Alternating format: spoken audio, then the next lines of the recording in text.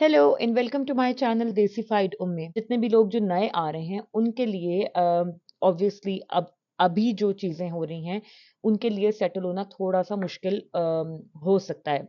तो देखें, सबसे पहली चीज़ तो आ जाती है सेटलमेंट, क्योंकि सब लोग जो आते हैं यूके पढ़ने ज़्यादातर मिडिल क्लास फैमिली के बच्चे होते हैं और उनका मेजर गोल यही होता है कि हमें सेटल होना है, हमें अच्छी पढ़ाई करनी है, अच्छी जॉब लेनी है और अपनी एक लाइफ बनानी है। पर हर गुज़रते दिन के साथ ये चीज़ यूके के अंदर थोड़ी-सी मुश्किल होती जा रही है करना। बिकॉज़ देखें, सबसे पहली चीज़ है अपनी डिग्री अच्छे से ख़त्म करना। अब आपके पास वो ऑप्शन नहीं है कि आप मिडल ऑफ़ द डिग्री जो है वो स्विच कर सकते हो वर्क वीज़ा के ऊपर। वो चीज़ ख़त्म हो चुकी है, जुलाई 2023 से ही वो चीज़ ख़त्म हो गई थी। तो अब आप आओगे तो सबसे पहले आपको अपनी डिग्री पूरी करनी होगी। जब आपकी डिग्री पूरी हो जाएगी, उसके बाद आपके पास 2 ऑप्शन होंगे, या तो पीएसडब्ल्यू पे आप शिफ्ट होगे मास्टर्स वाले 2 इयर्स के लिए, और पीएचडी वालों को 3 इयर्स का पीएसडब्ल्यू मिलता है। या तो आप वो करोगे या फिर आप लोगे स्पॉन्सरशिप जॉब। अब बहुत सारी चीज़ें आ जाती हैं स्पॉन्सरशिप जॉब में। सबसे ज़्यादा चीज़ क्या होती है कि जब आप एक दफ़ा पीएसडब्ल्यू पे शिफ्ट हो जाते हो, या अगर खुदा ना खास्ता आपने अपनी डिग्री पूरी नहीं की, तो फिर आपके लिए बहुत प्रॉब्लम होगा। अगर आप डिग्री पूरी नहीं करोगे तो आपको पीएसडब्ल्यू नहीं मिलेगा और आप स्टडी वीज़ा से डायरेक्ट जॉब स्पॉन्सरशिप वीज़ा पे भी शिफ्ट नहीं कर सकोगे। तो उसके लिए आपको हर सूरत में यूके को छोड़ना पड़ेगा और वापस इंडिया या पाकिस्तान या जहाँ से भी आप आए हो, वापस वहाँ जाकर नए सिरे से आपको जो स्पॉन्सरशिप है वो अप्लाई करनी पड़ेगी। अगर आप डिग्री अच्छे से पास कर लेते हो और आप फॉर एग्जांपल पीएसडब्ल्यू पे शिफ्ट हो गए हो, तो आपके पास 2 साल हैं to find a sponsorship job. Sponsorship job लेना बहुत ज़्यादा प्रॉब्लमैटिक है। कुछ फ़ील्ड्स में इतना मसला नहीं होता। फॉर एग्जांपल अगर आपने मिडवाइफरी पढ़ी है, या आप डॉक्टर बन रहे हो, या आपने नर्सिंग का कोर्स किया है, तो आपको एनएचएस में आराम से जॉब मिल सकती है और आपको जो है वहाँ पर वर्क वीज़ा स्पॉन्सरशिप भी ईज़िली मिल जाता है। और उसमें एक बेनिफिट एक्स्ट्रा ये होता है कि आपको आईएचएस की फ़ीस पे नहीं करनी पड़ती। तो आपको सिर्फ़ अपने वीज़ा की जो कॉस्ट है वो पे करनी होगी और आपको आराम से वीज़ा मिल जाता है। उसके बाद आ जाते हैं जितने भी फिजियोथेरेपिस्ट वगैरह हैं, उनको भी स्पॉन्सरशिप जॉब मिल जाती है। बट मैंने ये देखा है कि कुछ को मिल जाती है, कुछ को नहीं मिलती। डिपेंड करता है कि आपकी नेटवर्किंग कितनी है और आप किस तरीके से अपनी एप्लीकेशन को पुट अप करते हो। फिर तीसरा सबसे इम्पोर्टेंट और सबसे ज़्यादा आई थिंक फ़ेमस आजकल जो है केयर वीज़ाज़। केयर वीज़ाज़ भी आराम से मिल जाते हैं, उसमें भी स्पॉन्सरशिप ईज़िली आपको मिल जाती है। तो यानी कि अगर आपके पास डिग्री पूरी हो गई है, तो आप उसमें ये कि आपकी फ़ील्ड भी इतनी मैटर नहीं करती है। अगर आप किसी भी फ़ील्ड से हो तो आपको केयर जॉब में आराम से स्पॉन्सरशिप वीज़ा मिल जाता है। चौथी इसमें इसी में हेल्थ से रिलेटेड ही कैटेगरी आजकल जो बहुत इन हो रही है वो है फार्मास्यूटिकल्स। यानी कि फार्मेसी डिस्पेंसर्स हो गए, या फार्मेसी में कोई भी जॉब रोल जो है वो आप ग्रैब कर सकते हो। वहाँ पे भी आपको आसानी से स्पॉन्सरशिप मिल जाती है। तो ये 4 तरह की कैटेगरीज़ हैं जिनमें ईज़ी आपको स्पॉन्सरशिप मिलती है। इसके बाद बात कर लेते हैं आईटी वालों की, जिन्होंने कंप्यूटर साइंसेज़ पढ़ा है, डेटा एनालिटिक्स पढ़ा है, आईटी से रिलेटेड कोई भी फ़ील्ड पढ़ी है, उनके लिए स्पॉन्सरशिप लेना थोड़ा-सा प्रॉब्लमैटिक हो जाता है। क्योंकि इसमें ये होता है कि देखें, एनएचएस है जैसे, वो भी एक बिग ऑर्गेनाइजेशन है, उनके लिए स्पॉन्सरशिप देना इतना कोई मसला नहीं है। जितने भी बिज़नेसेस होते हैं, बिज़नेस रिलेटेड जो कंपनीज़ हैं, वो यूजुअली यहाँ पर इतने ज़्यादा बड़े स्केल पर नहीं हैं। आइदर या तो आप किसी बैंक वगैरह में लग जाओ, जैसे बर्कलेज हो गया या एचएसबीसी हो गया, जो बड़ी कंपनी है। अब अगर आपका जो एम्प्लॉयर है वो एक मीडियम साइज़ है, एक स्मॉल साइज़ एम्प्लॉयर है, तो ऑब्वियसली स्पॉन्सरशिप अप्लाई करने की कॉस्ट बहुत ज़्यादा होती है। और ये भी वो देखते हैं यूके की गवर्नमेंट, किसी भी एम्प्लॉयर को स्पॉन्सरशिप देने से पहले वो ये भी चेक करते हैं कि क्या एम्प्लॉयर को वाक़ई इसकी ज़रूरत है भी कि नहीं। तो उसमें बहुत सारी चीज़ें टेक्निकैलिटीज़ इन्वॉल्व होती हैं और यूजुअली जो एम्प्लॉयर्स होते हैं वो ज़्यादा इस चीज़ को प्रेफ़र नहीं करते कि हम स्पॉन्सरशिप के सारे बखेड़े में पड़ें। तो वो लोकल्स को ही हायर करते हैं। अब अगर आप उनके पास जाओगे जॉब लेने, तो यूजुअली ये होता है कि वो ये कह देते हैं कि हम आपको जॉब तो ऑफ़र कर सकते हैं, जॉब आप करो, पे भी ले लो, लेकिन हम स्पॉन्सरशिप ऑफ़र नहीं करेंगे। तो आपके लिए ऐसी किसी भी जॉब का कोई फ़ायदा नहीं है जिसमें आपको स्पॉन्सरशिप ना मिल रही हो। इसीलिए मैं कहती हूँ कि जिस वक़्त आप जॉब सर्च कर रहे हों, तो सबसे ज़्यादा इम्पोर्टेंस आपने जिस चीज़ को देनी है वो ये कि ऐसे एम्प्लॉयर के साथ आपने जॉब अप्लाई करनी है जो कि आपको स्पॉन्सरशिप ऑफ़र करने के लिए विलिंग हो। चाहे वो आपको एकदम जॉइन करते साथ ही स्पॉन्सरशिप ना दे, बट वो एम्प्लॉयर जो है वो स्पॉन्सरशिप्स देता रहा हो पहले भी, या एटलीस्ट विलिंग हो टू स्टार्ट इट। तभी आप करो। फिर आ जाते हैं सारे बिज़नेस रिलेटेड डिग्रीज़, एमबीएज़ हो गए, ठीक है, एचआर में हो गया, मार्केटिंग की हो गई, फाइनेंस की डिग्रीज़ हो गई। इसमें भी स्पॉन्सरशिप लेना मुश्किल होता है बिकॉज़ एम्प्लॉयर्स यूजुअली रिलक्टेंट होते हैं टू गिव स्पॉन्सरशिप। और इस फील्ड में एक चीज़ ये भी आ जाती है कि यूजुअली लोग जो हैं वो वर्क फ्रॉम होम कर रहे होते हैं। तो एम्प्लॉयर्स को ये होता है कि हमें इतनी कोई ज़रूरत नहीं है, ये डिस्टेंस वर्किंग भी हो सकती है, आप दूर से बैठ के भी हमारे साथ जॉइन करके काम कर सकते हो। बहुत सारे लोग अभी भी पाकिस्तान, इंडिया में ऐसे हैं जो कॉन्ट्रैक्ट बेस्ड वर्क कर रहे हैं यूके बेस्ड कंपनीज़ के साथ वहीं से बैठकर, और उनका फिज़िकली यूके में प्रेज़ेंट होना ज़रूरी नहीं होता उस काम के लिए।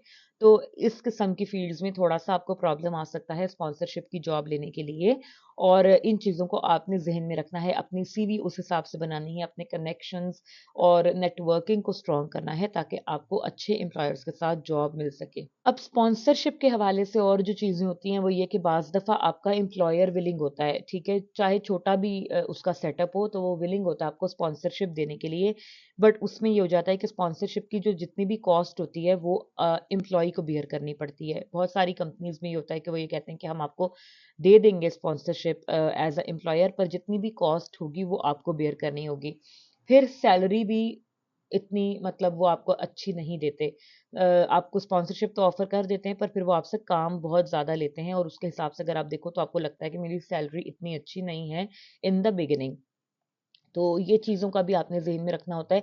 वैसे आप अप्लाई करोगे तो आपको बहुत सारी जॉब अपॉर्च्युनिटीज़ मिल जाएँगी, बट उसमें से स्पॉन्सरशिप कितनी देती हैं ये मैटर करता है, और स्पॉन्सरशिप बहुत कम एम्प्लॉयर्स देते हैं। अगली चीज़ जो आपने जिसको माइंड में रखना है, जिसमें आपको मुश्किल हो सकती है, वो है to settle down with the expenses. ठीक है? एक्सपेंसेस आजकल बहुत ज़्यादा बढ़ रहे हैं।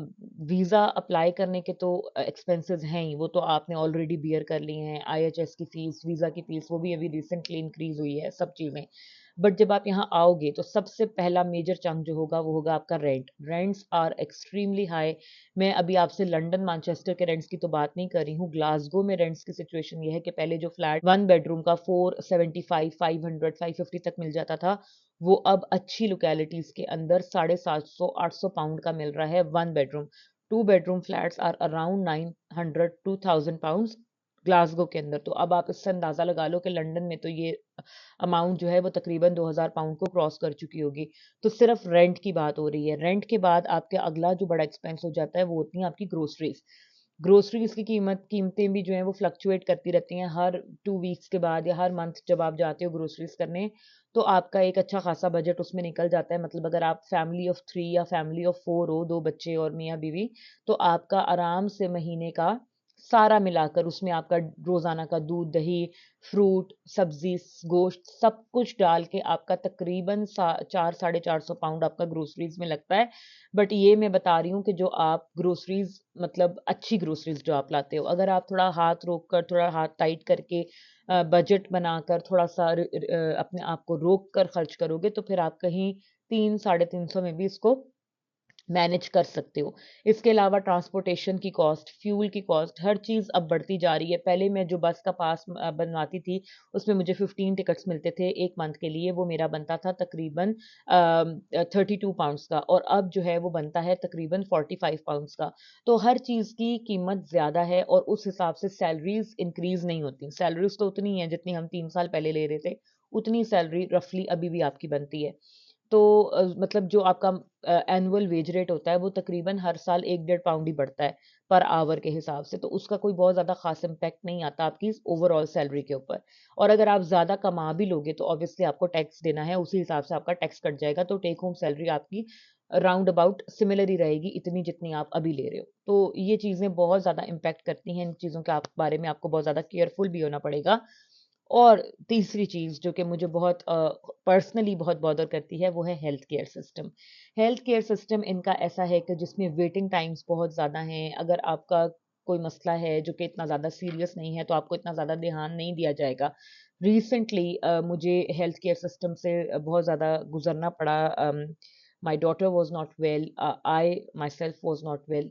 तो मेरे बहुत ज़्यादा मतलब हमारे ब्लड टेस्ट्स हो रहे थे और हमारे पास अपॉइंटमेंट्स हो रही थी, बट अपॉइंटमेंट्स बहुत देर की मिलती हैं। यानी कि अगर एक मसला है मुझे, मैं आज डॉक्टर के गई हूँ और जीपी के फर्स्ट पॉइंट ऑफ कांटेक्ट आपका जीपी है।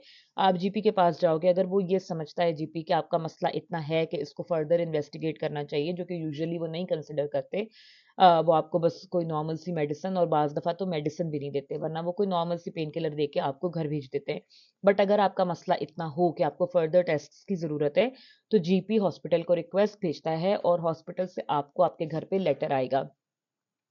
मुझे अप्रैल में यहाँ पर डॉक्टर्स ने जो है एक टेस्ट का बोला था कि आपका ये टेस्ट होना है, and I am still till this date मैं उस लेटर का हॉस्पिटल से वेट कर रही हूँ कि कब मुझे अपॉइंटमेंट मिलेगी और कब मैं जाऊँगी to perform that one test. वो जो मसला था, मुझे जो भी मुझे तकलीफ हुई थी, वो तकलीफ कब की मेरी हो के और वो ख़त्म भी हो गई, ऑन एंड ऑफ होती रहती है, बट मेरा वो टेस्ट अभी तक नहीं हुआ।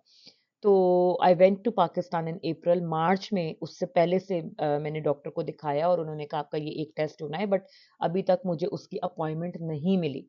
ठीक है, तो इस चीज़ से आप अंदाज़ा लगा लो कि पर्सनली इट्स वेरी फ्रस्ट्रेटिंग। फिर दूसरी चीज़ होती है कि अगर खुदा ना खास्ता आपको अचानक से कोई चीज़ हुई है और आप हॉस्पिटल चले जाते हो, ठीक है, दूसरी चीज़ ख़ास तौर पे बच्चों के साथ मैं यही रिकमेंड करूँगी कि आप बच्चों को, अगर आपके कोई भी तकलीफ यहाँ पर आकर होती है, तो आपने जीपी के पास लेके जाने का वेट नहीं करना, आप सीधा उनको हॉस्पिटल ले जाओ।